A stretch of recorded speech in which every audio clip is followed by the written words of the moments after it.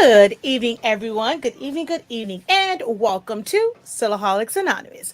I am Shakia, the professor, and in this live designing video, we are going to design the design that you see on screen. I'm going to show you guys how I put this together utilizing some of your common and basic tools within Silhouette Studio. We're also going to show you guys how to use I'm going to say I'm going to show you guys how to use like my color chart when it comes to selecting colors, because I get asked about that quite often also. If this is something that you are interested in and you're wanting to know how to start to create your own custom designs within Silhouette Studio, which is a free program, you don't need a machine to use it.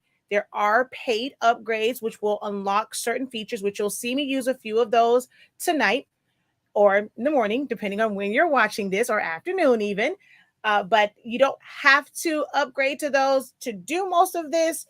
It just makes it a little bit easier and helps with your workflow. But you can upgrade to Designer, Designer Plus, or Business. Those are all one-time upgrade fees, but you can utilize a free program. And whether you have free or business, you don't have to have a machine. Think of Silhouette Studio as a standalone graphic designing software. How are you guys doing this evening? Go ahead and give me a hey, how you doing? If you are new here, go ahead, drop the Y emoji. Let me know where you guys are watching from. Let me know if you guys are excited about this live and learning to design in Silhouette Studio. Kind of getting back to my roots and teaching how to design in this. Now, I'm going to show you guys how to do this design. The setup of it is fairly simple. And then I have a little something extra for those who are a part of my academy and my bachelor's and my master's class, and where I really go in depth in teaching Silhouette Studio. So we're going to get a look. I'm going to tease you guys with the design, but you guys will have a video that shows how I took it to like the next level. So when you're designing in Silhouette Studio, you can start off very simple and grasp those very simple, very basic tools and techniques of Silhouette Studio. And as you become more comfortable, then you up to the next level. But to ease some of your frustration, where feel like you're about to pull your hair out, try to, as they say, keep it simple, stupid. Well, keep it, what is it? Keep it simple, stupid, keep it, that thing. Keep it simple, okay? When you're first learning Silhouette Studio, all right? So we're going to go ahead and jump into this. I ask that you guys give this video a thumbs up. Let Facebook, let YouTube know that you enjoy my content, that it should be broadcast and it should be on, the main feed page and should be distributed. That's what I'm looking for. It should be distributed to those who are crafters who are wanting to know about Sublimation or Silhouette Studio. Go ahead, put the hashtag TPTM, the professor taught me. So you can add that to the comment section. Also hashtag Silhouette Studio, hashtag Sublimation, hashtag HSINK365. Those are ways that you can help my channel, my platform, for all the things that, we do here to help you guys as creators. Share this out, tag a friend, like the video, comment on the video. All right. Before we get started, this live broadcast is brought to you by the letters HSINK and the numbers 365, which represent our product line. And you can get that from our website, shop.silaholicsAnonymous.com, and be incredible as well. We currently carry sublimation paper that allows you to sublimate at 365 degrees as fast as 30 seconds with most heat press and most applications. No butcher paper required. Most times when I'm doing shirts, it doesn't require me to lint. It doesn't bleed through. It doesn't blow out the black. Very minimal ghosting with our paper as well. So check out our site, shop.silaholicsAnonymous.com, and see all of our honest brands that we have available for you guys, right? And if you want to know more about our classes, go ahead and visit our website, academy.silaholics.com as well. Now, let's go ahead and jump into Silhouette Studio and get started with this design. So this is the design that we're going to basically create tonight. I'm going to show you how to do this, and we're going to use these elements here. I'm not going to necessarily go through like everything kind of step by step with Silhouette Studio. I have a lot of videos that go over some of the basics and really break down like where things are. My Essentials to Silhouette Studio course is a course that really breaks down all of the fundamentals of Silhouette Studio. So that is Essentials to Silhouette Studio. That is available on our Academy site, but you can also purchase it if you have a gift card from like the giveaway. You can purchase that on our shop site as well. And that will break down where tools are located at, kind of give you their general functions and what they're used for, and all kind of good things in that. So be sure to visit our website and take a look at that particular course if that's something that interests you, you're wanting to learn more about Silhouette Studio. The other thing that we're going to use is, for me, my color reference. I'm going to start over here. If you're doing this for sublimation, and even just for regular prints, the color palette in Silhouette Studio is not very accurate. Even when you go to the advanced options and you start to pick colors in here, because it's such a small window, if you go to programs like Photoshop, you click on one color, you see another kind of mixer opens up. It's a big array of those same blue colors as you move it around. So it's a bit more accurate when it comes to those types of programs and using the color picker. In Silhouette Studio, not so much. So I don't recommend really using the color picker at the bottom or the color palette at the top if you want exact colors. The best thing to do is to use your color charts. Or in this case, I'm going to use a reference chart because it gave me more of that ombre feel that I needed. And we have these available on our website. I have these printed out on every type of paper that I use. So my premium matte paper, my glossy paper, my banner paper. I had my printer print them out on vinyl for me. I have it sublimated to felt to a shirt. I have it printed with Jet Pro 3G. I have it on a tumbler. I have it sub to glitter cardstock. So anything that I apply ink to, I have a version of my color charts because the colors will vary slightly from printer to printer. And for certain medias, it will look a little bit different. So I'm always referencing those for that, depending on what I'm going to be designing it for. So always try to use color charts. And also, depending on your monitor, it may not show the colors accurately. I've looked at things on both of my monitors and they look different. If I look at it on my phone, it looks different. So once you have these printed out and you're seeing them, it lets you know and it gives you a better idea of what that color is going to look like when it's printed out, especially if you're printing out from your own printer. So you definitely want to use color charts. This is what's called a reference chart. My regular color charts that I have on my site, they have color codes to them. So once you go to your colors and you go to advanced, you would normally put that right here in the hex code. But with these, they don't have that number, that code on it. So you have to use a program like Silhouette Studio in order to sample those colors. To do that, you're just going to make a box. Then with your color palette open, you're going to go to the color dropper and choose one of those colors. Then you can duplicate it and choose another color. And that's how I built my color chart here, which is on, well, at least where is it? It was on my main page. Let's just go back and copy that one, because I guess I may have deleted it. So I'm just going to copy from there. I will let you know I am a keyboard shortcut junkie. I try my best to not always use keyboard shortcuts because then people are like, wait, what did you click on? I didn't see what you clicked on. But I can't help it sometimes. So if you want to be able to fully follow me, I recommend learning at least the basic keyboard shortcuts. Anytime you click on anything in Silhouette Studio, if it has a keyboard shortcut, you're going to see that keyboard shortcut listed next to it. So like for group, it's Control G, copy is Control C, or Command C on a Mac. You can also find that right in the program. Go to your user manual. It's going to open up a PDF.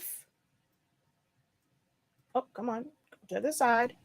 All right, hold on. It's still loading. So I can't pull the PDF over. Okay, 1 second. There we go. So you're going to go down to the very last page and you will print out the keyboard shortcut page, highlight the ones that you need to know and you want to learn, like the most common ones, like to copy and paste and make compound path and what does holding down your space bar do and things like that. So that is available in the program.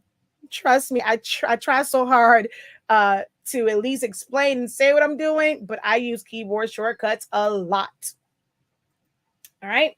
So I just did Control C to copy it, Control V to paste it over here. I'm going to use 3 different fonts. Whenever I'm designing, I try not to use more than 3 fonts. It is kind of a science and just really knowing what kind of looks good to you when mixing them. So I don't have like a magic formula for how to choose fonts to put them together. I just, it kind of comes naturally to me now to mix things together. But you start your font with the A on the left-hand side and then click on your screen and you'll start to type. And then the A on the left-hand side is where you would, did I say left? I'm not sure, but the A on the left-hand side is how you initiate your text. And then the A on the right-hand side is where you would go to change the font. So if I go here and I'm going to duplicate this, just so I don't mess up my original, we're going to click on the A on this side and you're going to see your font list. And this is how you would change your font. But I already have my fonts selected. So we're going to start here with the word purple. I want to create that outline on it. This right now it's at 100. It's kind of close. I'm going to spread this out just a little bit by taking my character spacing up just a tad so that it can kind of spread this out some. Then we're going to ungroup this and I'm going to put an offset on it. So this is the icon right here for offset. I'm going to put an offset, bring my offset down. The offsets will vary. There is no set one for this either. You're just kind of trying to get an idea of how thick you want it to be. And the size of it is also dependent on the size of the original thing that you are offsetting. Because if I make this really big and I still use 0.05, it will look totally different. So you have to do what looks good to your eye. All right, so we're going to go ahead and hit apply on that. Everything is separated. I'm going to select everything here and I'm going to just fill it with a temporary color just so that you guys can see what's going on the screen. I'm going to take each letter and make it a compound path. What that is going to do is make it a frame. So right click, make it a compound path. This will probably be the last time that you guys see me do right click and make compound path. There are other ways that you can make it a compound path. Some people like to go up to the top and do it. From here on out, I'm going to end up using my keyboard shortcuts. So select it. It just makes the flow faster. Control E, Control E, Control E, Control E, and Control E. The way that this font is set up, I want it to be a little bit like, how can I say it? I want them to align to the middle a little bit more. And I also want my L to be a little bit shorter, only because I've already designed this and I know that it works better with a shorter L. So I'm going to knock it down. When I first did this, the L was really, really big and it drove me, and I realized it looked better if I knocked it down.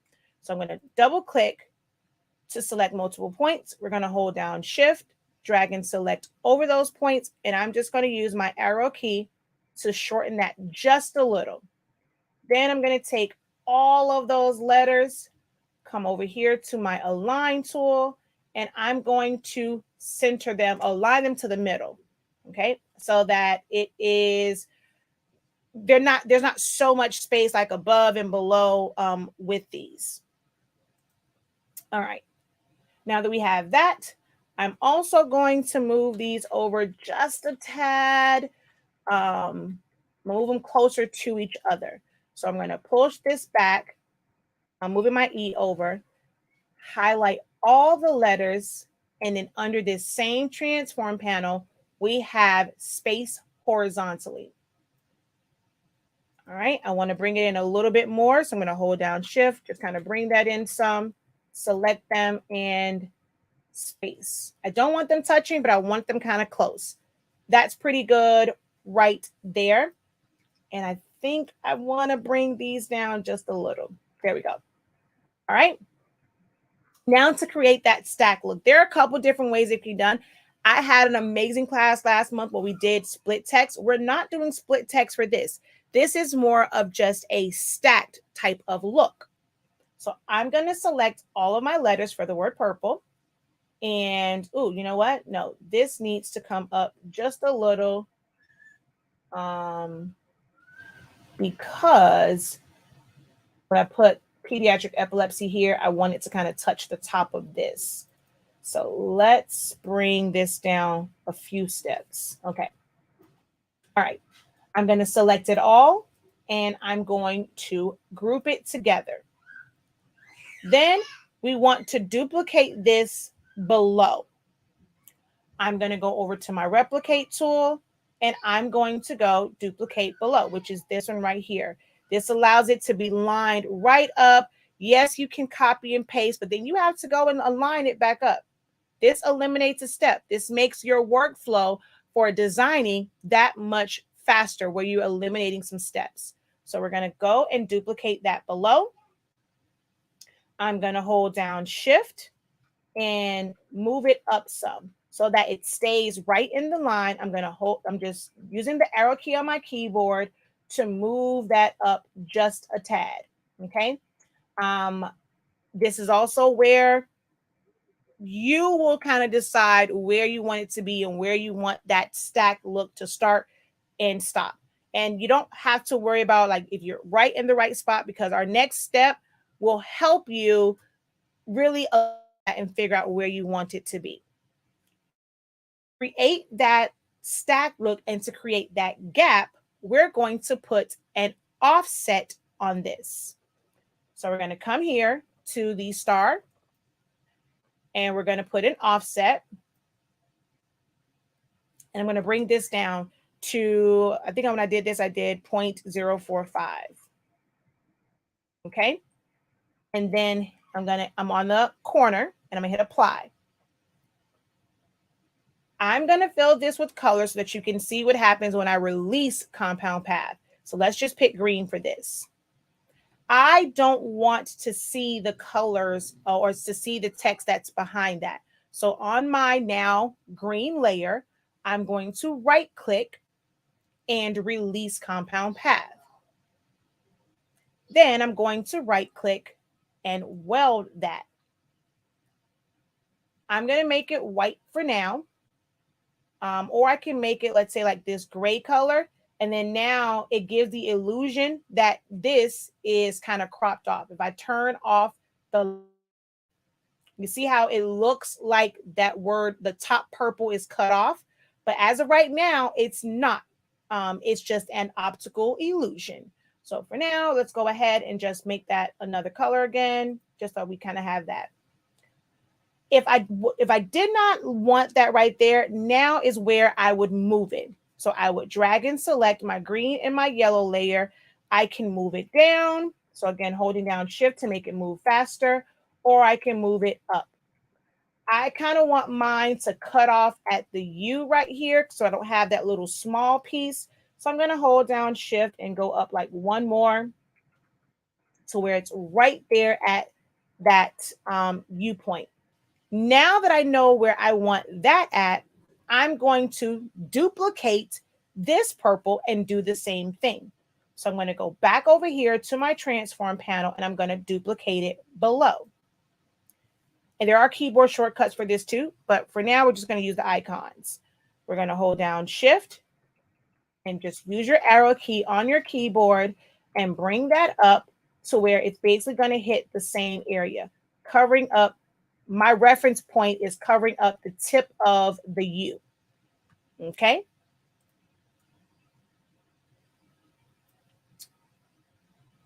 All right. Now we want to really create that cutout. One of the things that I always, let's see, I see quite a few of my students here. So now that I've done all of this, let's see if one of my students can comment on what we do next. What is the one thing we always do once we have all this like base stuff done? What do we do next? I'm going to give you guys a little minute to answer that because I know you got to kind of type it out.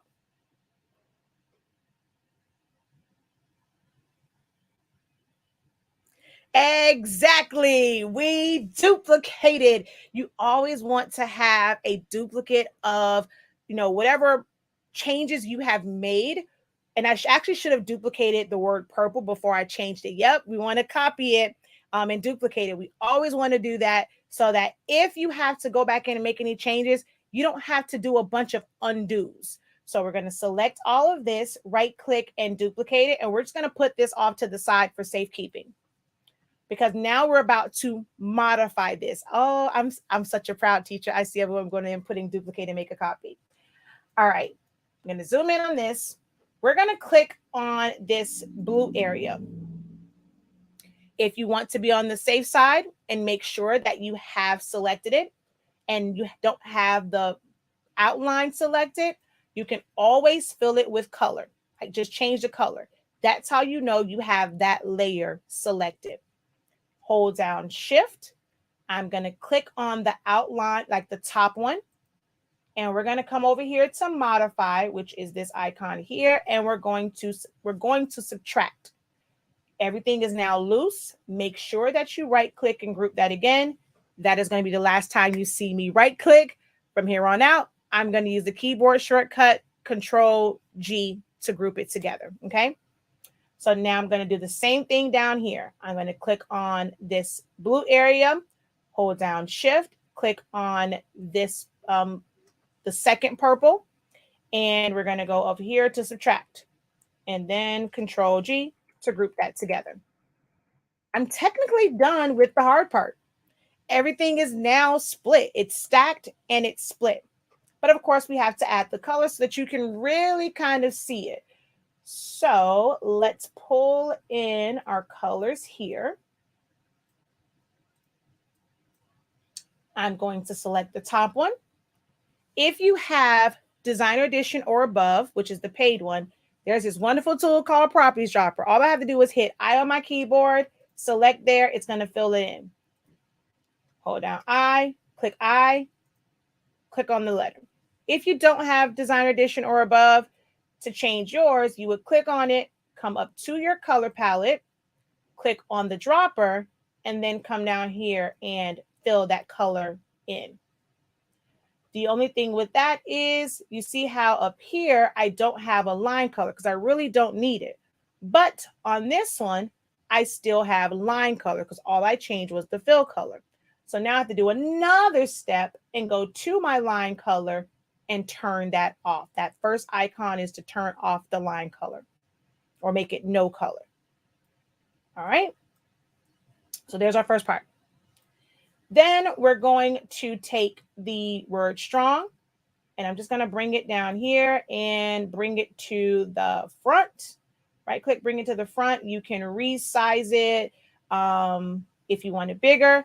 I know that I'm going to put the awareness ribbon where the O is, and I'm also going to kind of have it hang off of my P for purple, or the P in the purple. I'm going to make a duplicate just to show you both ways where you don't have to kind of be this technical. You're just starting off. So really for beginners, maybe not tackle the second way I'm going to do this, but you can definitely do the first one and still have it be a really nice custom design. I'm going to click on the word strong. We're going to right click and ungroup it. I've already traced my awareness ribbon out. If you don't have a file of awareness ribbons, you can always find one and trace one. We're not going to go over that, but I'm going to show you a little bit of tracing with this one. But I have my awareness ribbon here. I'm just going to bring this down. I'm going to resize it based off of the current size of my design right now. Place that like right there. Click on my O and delete it. I might even move that up some. So very, very easy to do that one, where all we did was just replace the O completely with the awareness ribbon. And that was it. This is really a completed design. If you're going to put this on something like a shirt, whether it's a white shirt, for sublimation or vinyl, I'm going to just put a white box, send that box to the back, and this gives you an idea of what this will look like on a white surface. Now, if you're going to put it on something colored, let's say you want it on black, and we would change these elements to maybe white or silver or anything like that. Just change the background color and it'll let you kind of see what it's going to look like on different colors. Different color shirts, different color cups and things like that. Okay. All right. So for this one, I'm going to duplicate this again, holding down Alt and dragging. For this one, I want it to kind of hang off of this P, and we're going to also do some other subtracting on this with offsets and stuff. So again, we're going to ungroup. This time I can just move the O because I know I don't need it. I'm going to click here, and I don't need this top part. This particular image happens to just be grouped together. Sometimes you'll have it and it's a compound path, but mine just happens to be grouped. So I'm just going to hit ungroup, click on this part and delete it. Select the rest of my ribbon. I'm going to bring it to my P, make it a little bit bigger because I want it to kind of have, like, I want it to look like it's wrapped around. So I need a little bit of a gap here. I'm going to probably make it just a little bit bigger just to make it easier on myself, because there's some other stuff I could have done to make it look like it's really wrapped all the way around. But I'm not going to intimidate you guys that much with, those things. So I'm going to make it just a little bit bigger where the edge of my ribbon is right to the edge of the P and right to the edge of the P on this side. Okay, so it's going to look like it's hanging from it. But we have one more step. I'm going to group this together. Hold down Shift and select the rest of, let's move the N over some. So we're going to move our N over, and we might as well move our G over also just a little.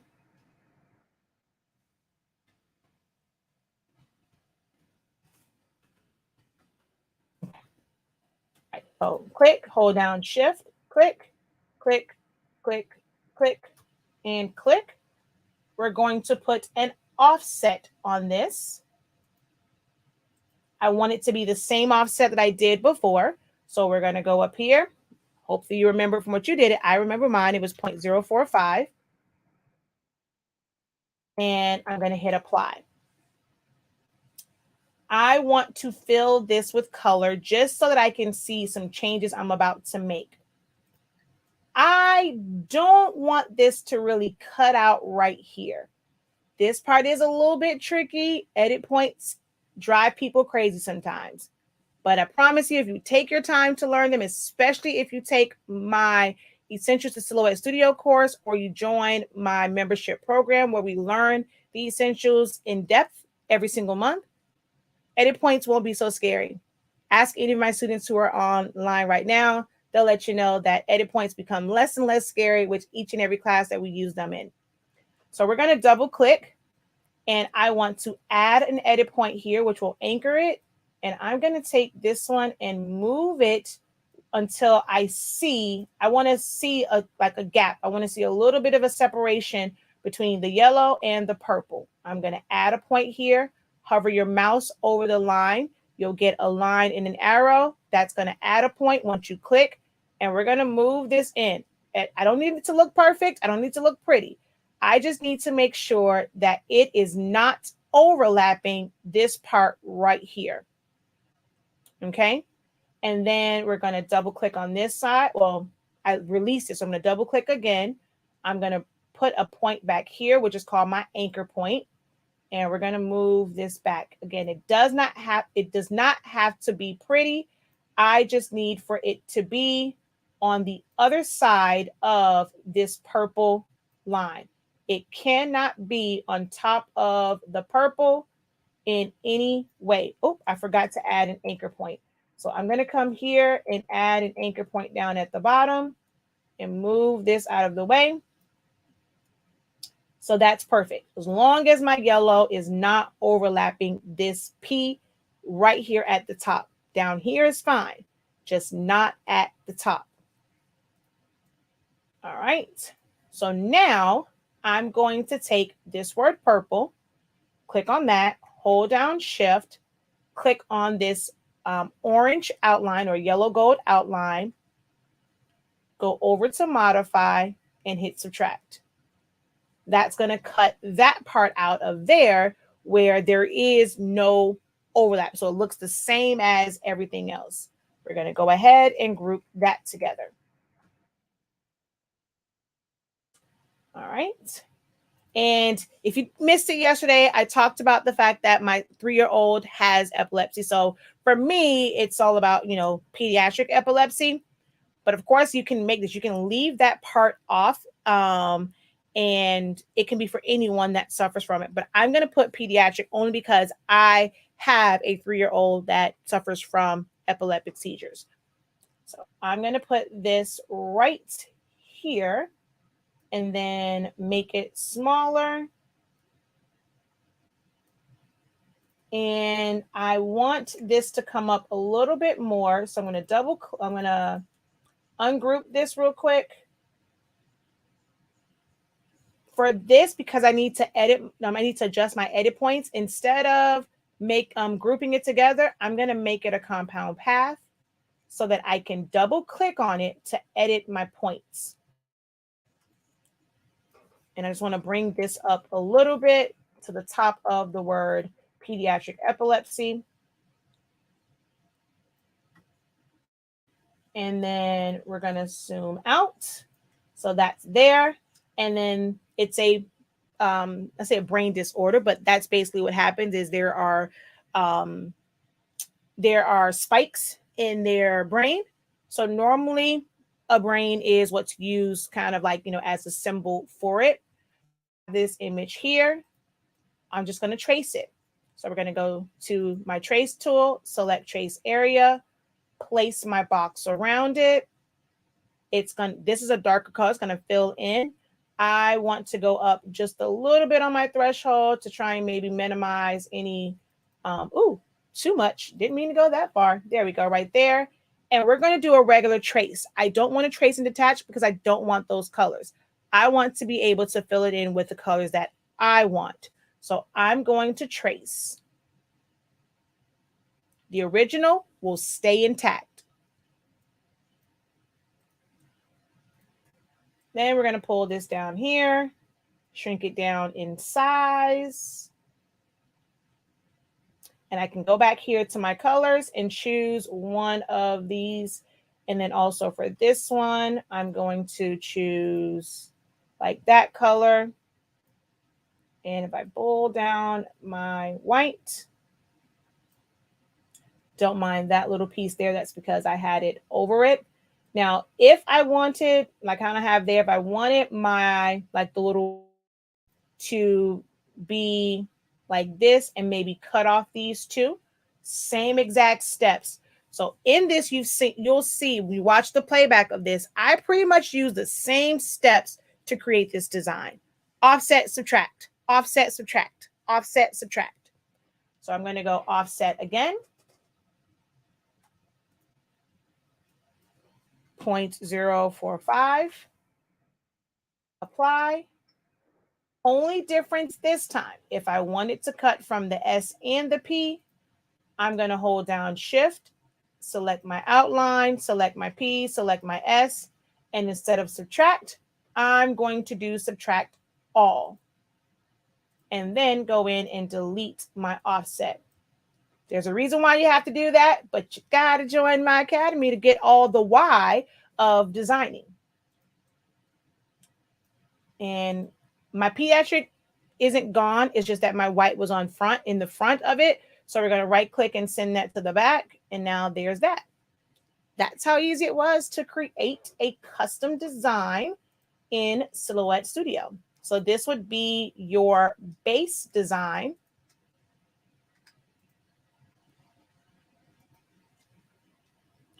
And then if you wanted to take it up a notch, which like I said, I will have a video for my academy students.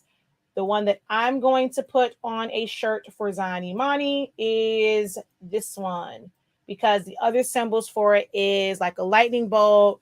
There's also like with puzzle pieces, you saw that on the design that I did yesterday, the brain and the ribbon. So I replaced the L in each of them with a different symbol for epilepsy. And then my O, I replaced that for the puzzle pieces, because it is like a puzzle trying to figure out the little sparks and triggers and things in their brain.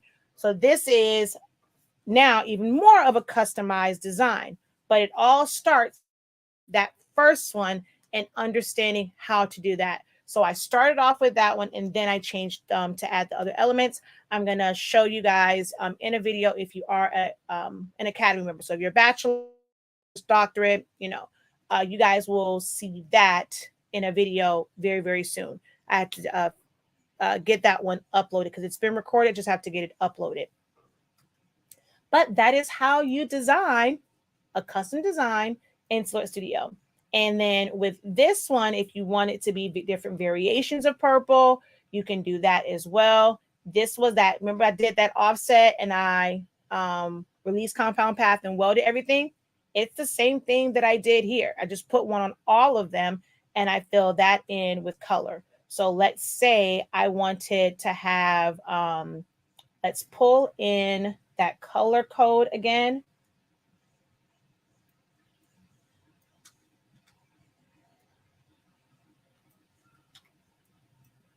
So I'm going to duplicate this. This could have a totally different look to it if I were to make my outline my main colors, and then I made my insets, which I can't find this one now. Let's say if I made that one white, it gives it a totally different look. Those could have been gray. Those could have been black. Well, maybe not gray. Maybe say how black looks. I'm not mad at black.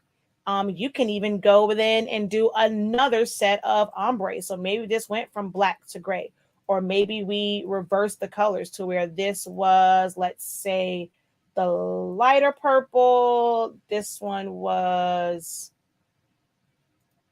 the darker purple, and this one was this purple. You see how once you learn to design, and this is what's called creating a vectorized design. If you set this up properly, Silhouette Studio Business Edition allows you to save as an SVG. You're able to go and make this an SVG. If you have a Cricut, you can then take this over to Cricut Design Space and be able to cut that. But because you design everything yourself, it's fully customizable. You can set this up a million different ways. And it's all from one base design. Okay. All right, y'all. Hopefully you enjoyed this live tutorial not say tutorial, this live class. This is a whole class, y'all. Y'all just got a whole class for free $9.99. But I would love to be able to do more like this. So she said, how do you save as an SVG? You do have to have Business Edition. So this one, you could still save it as an SVG. I normally like to bring it to the center because there's so much stuff on here, if I wanted to save each one of these as an SVG, you would select the one. Let me see, make sure I don't have the white background. I don't want the white background there. So I'm going to take just this. You really don't have to bring it to the center, but if someone opens it in a different program, they're going to not see a difference.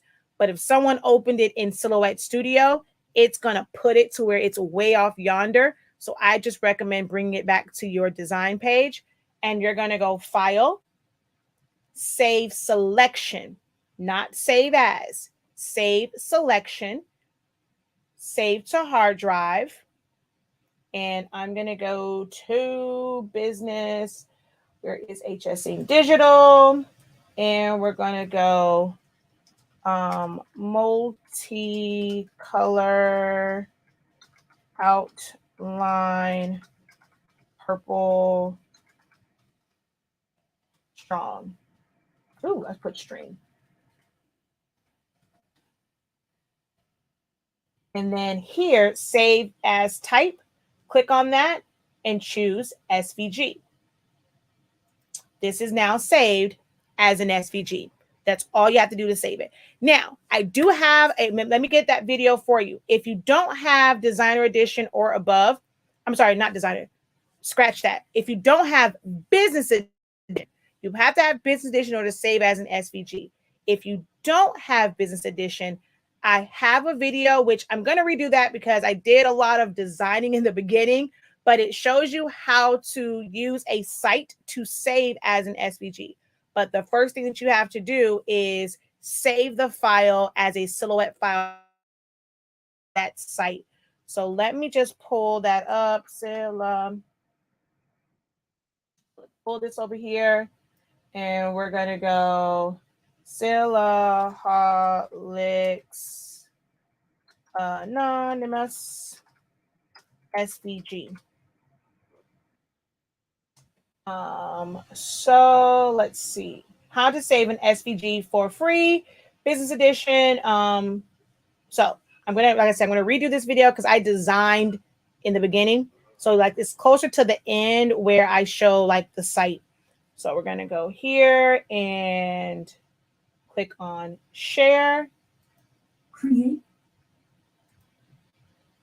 copy, and save as SVG for free. There we go.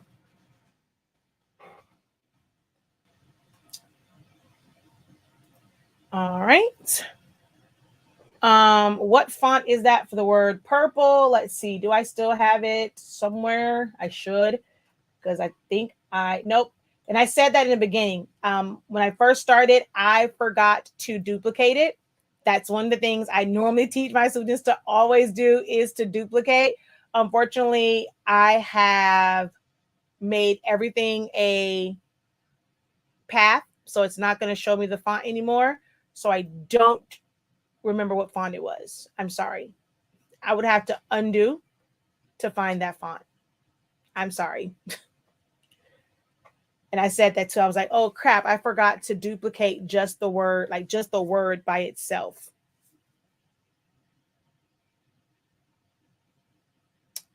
Y'all might want to join these classes to create some amazing designs. I just saw your design and it is awesome. The one for the dance team. She says, all the things you can do with edit points. She's like, they do as long as you use them. Yes, love it. Need to make my friend one for her daughter. All righty. Okay, so that's all of the questions that I see. Oh, she says, if you watch the replay, I think you'll probably see the font in there. I guess when I clicked on it, maybe it's there. I'm not sure. I didn't even pay any attention. So hopefully, yeah, if you watch the replay, if you pay close enough attention to the top, on this side, when I go to the text tool, it'll show. Oh, you know what? Let's see. Nope, it doesn't show me what it is here because I've used so many other ones since then. But hopefully it will show you at the top. All right. But thank you guys so very much for joining me this evening. Hopefully this was helpful for you guys. Don't forget to give this video a thumbs up. Share this video. You see people asking, hey, I want to learn how to design. How do I use Silhouette Studio? Let them know that the professor over at Silaholics Anonymous has the answers for you. Just go check out my 7 years of content to learn how to use this program, or join our membership programs where we teach Silhouette Studio every single month. And as always, visit our website, shop.silaholicsAnonymous.com, to get to the world's greatest sublimation and pigment ink products. And there's so much more to come, but you can become a part of SH Ink 365 as well, just by visiting our website, shop.silaholicsAnonymous.com. All right, y'all. Until next time, have a great one. Continue to unlock your creativity and be incredible. Peace.